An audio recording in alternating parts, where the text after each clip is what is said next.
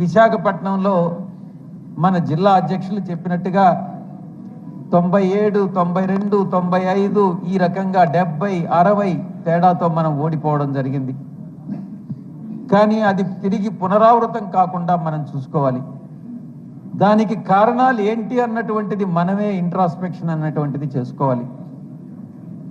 కారణాలు తెలుసుకుని ఆ కారణాలకు ఏదైతే సమస్యలు ఉన్నాయో, ఏదైతే కారణాలో ఆ కారణాలని మనం రెక్టిఫై చేసుకునే, పొరపాట్లను రెక్టిఫై చేసుకునేటటువంటి ప్రయత్నం మనం చేయాలి. నాకు తెలిసినంత వరకు కొన్ని ఎందుకనంటే నేను కూడా నెల్లూరు నుంచి ప్రత్యక్ష ఎన్నికల్లో పోటీ చేసి ఓడిపోయాను కాబట్టి ప్రత్యక్షంగా నాకు కూడా కొన్ని అనుభవాలు వచ్చాయి. నాకు తెలిసినంత వరకు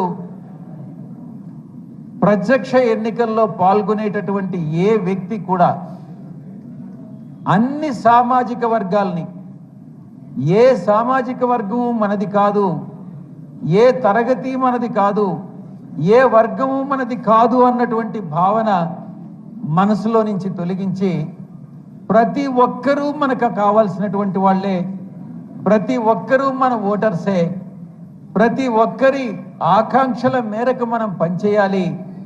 వాళ్ళ అభిమతాల్ని, వాళ్ళ యొక్క ఆశలని, ఆకాంక్షలను తెలుసుకుని దానికి అనుగుణంగా మనం పనిచేయాలన్నటువంటిది నేర్చుకున్నప్పుడే మన విజయానికి దారితీస్తుందని నేను ఈ సందర్భంగా మీకు తెలియజేసుకుంటా ఉన్నా. ఓడిపోయామని నిరాశ చెందాల్సినటువంటి అవసరం లేదు. కొంతమంది ఈరోజు విమర్శిస్తూ ఉన్నారు, కొత్త ప్రభుత్వం అధికారంలోకి వచ్చి ఇంకా 6 నెలలు కూడా కాలేదు, ఇప్పుడే కార్యక్రమాలు చేపడుతున్నారా?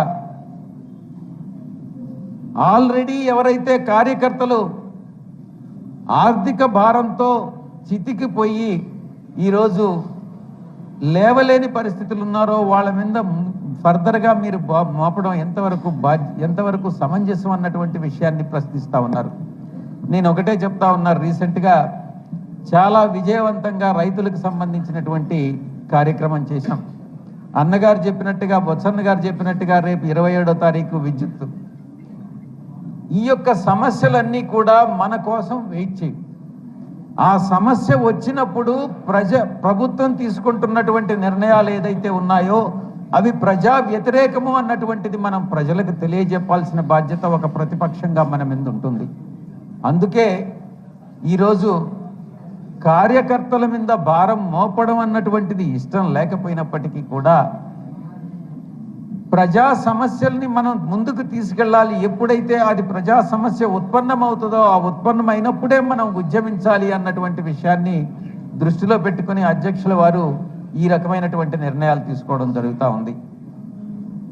మనం గతంలో చూసాం, నేను ఇప్పుడే చెప్పాను, మనకు ప్రతి ఒక్కరూ కావాలి. మనకు అగ్రవర్ణాలు కాదు, బీసీలు కాదు, ఎస్సీలు కాదు, ఎస్టీలు కాదు, ప్రతి ఒక్కరూ కూడా ఎవరిని కూడా ఇగ్నోర్ చేయాల్సినటువంటి అవసరం లేదు, చేయకూడదు కూడా. ప్రతి ఒక్క సామాజిక వర్గం మనకు అవసరమే అన్నటువంటి దాన్ని దృష్టిలో పెట్టుకొని గతంలో తప్పకుండా, అంటే పేదలు, బడుగు బలహీన వర్గాలు ఆర్థిక రాజకీయ సహకారం ఎవరికైతే అవసరం ఉందో, ఏ సామాజిక వర్గంలో ఉన్నప్పటికీ కూడా వాళ్ళందరికీ కూడా మనం సహకరించాల్సినటువంటి ఆవశ్యకత మన మీద ఉంది అన్నటువంటి విషయాన్ని నేను తెలియజేసుకుంటా ఉన్నా. ఒక్క పేదరికం అన్నటువంటిది కొన్ని సామాజిక వర్గాల్లో ఎక్కువగా ఉండొచ్చేమో, కానీ అగ్రవర్ణాల్లో కూడా పేదరికం ఉండదు అని మనం చెప్పడానికి లేదు.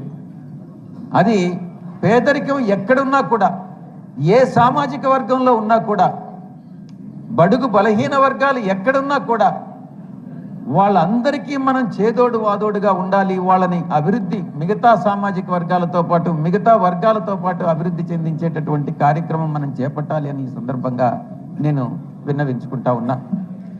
మనం పెట్టేటటువంటి పథకాలు ఏది కూడా ఒక సామాజిక వర్గాన్నో, ఒక మతాన్నో, ఒక కులాన్నో ఆధారం చేసుకొని కాకుండా బడుగు బలహీన వర్గాలు ఎక్కడ ఉన్నా కూడా వాళ్ళందరికీ కూడా ఈ యొక్క సంక్షేమ పథకాలు అందేలా చేసినప్పుడే మనకు బంగారు భవిష్యత్తు ఉంటుంది అని నేను మీ అందరికీ కూడా సభాముఖంగా తెలియజేసుకుంటా ఉన్నా. ఎందుకంటే ప్రచారానికి వెళ్ళినప్పుడు కొంతమంది నన్నే ప్రశ్నించారు, మీ ఓటు మాకు అక్కర్లేదంట కదా అని నన్ను అడిగారు. నేను ఒక్కటే చెప్పాను, మీకు కావాల్సింది కొన్ని వర్గాలు మాత్రమే, మా వర్గాలకి మా ఓట్లు మీకు అవసరం లేదని మీరు చాలా స్పష్టంగా చెప్పారు కదా అని నేను ప్రశ్నించడం జరిగింది. కాదు, ప్రతి ఒక్కరూ అవసరమే.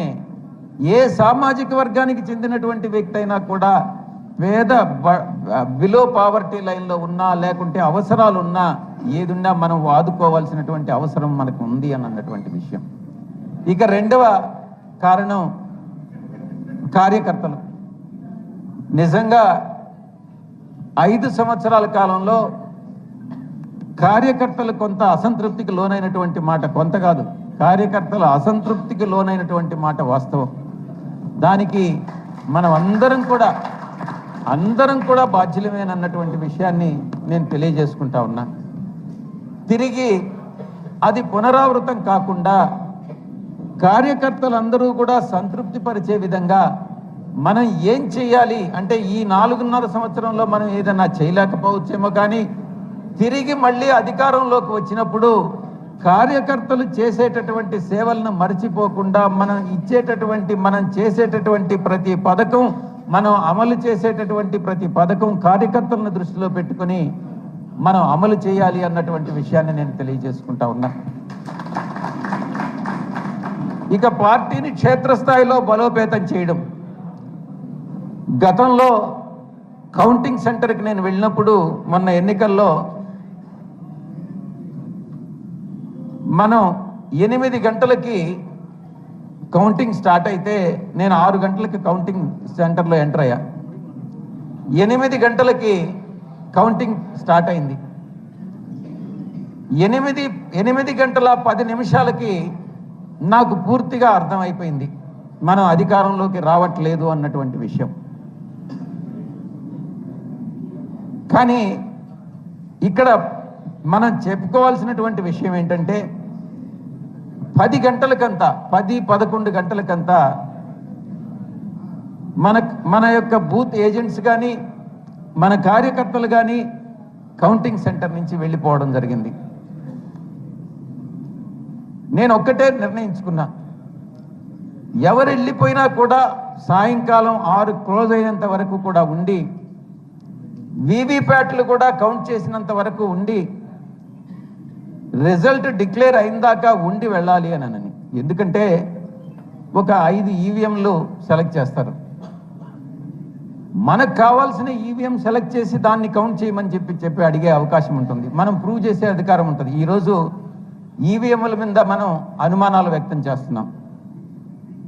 అలాంటప్పుడు చివరి వరకు కూడా కార్యకర్త ఉండి, మనం ఓడిపోతున్నామని తెలిసినప్పటికీ కూడా, నిరాశ అన్నటువంటిది మనసులో ఉన్నప్పటికీ కూడా చివరి నిమిషం వరకు పోరాడడమే మన కర్తవ్యంగా భావించి ఏ అవకాశాన్ని వదులుకోకుండా పోరాటం సాగించాలని మీ అందరికీ కూడా నేను మనస్ఫూర్తిగా విన్నవించుకుంటా ఉన్నా.